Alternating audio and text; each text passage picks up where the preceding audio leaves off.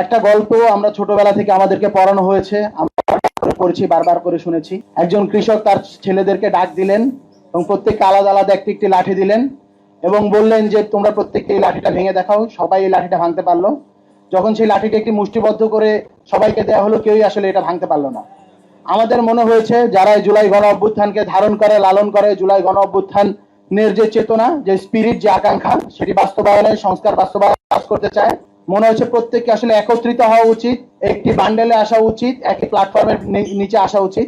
তো সেই জায়গা থেকে দীর্ঘদিনের রাজনৈতিক যে হলো গিয়ে পথ চলা বলবো আমরা, ছাত্র আন্দোলন, সেখান থেকে গণ অভ্যুত্থান পরবর্তী সময়ে সংগঠনগুলো করার মধ্যে দিয়ে আমার একটা জিনিস বোধ হয়েছে, দীর্ঘদিন যাবৎ শহীদ আহতদের সাথে চলাফেরা করেও কথাবার্তা বলে একটা জিনিস বোধ হয়েছে, যে জুলাই যোদ্ধা যারা রয়েছেন তাদের সর্বশেষ গন্তব্য আসলে এনসিপি, এবং এনসিপি বাংলাদেশের আগামীর যে গন্তব্য। সুতরাং সেই জায়গা থেকে আমি সকলকে আহ্বান করব, বা এনসিপিতে আসুন, এনসিপিতে যোগদান করুন, এনসিপির হাত শক্তিশালী করুন এবং বাংলাদেশের জুলাইয়ের যে চেতনা সেটিকে সমুন্নত রাখুন।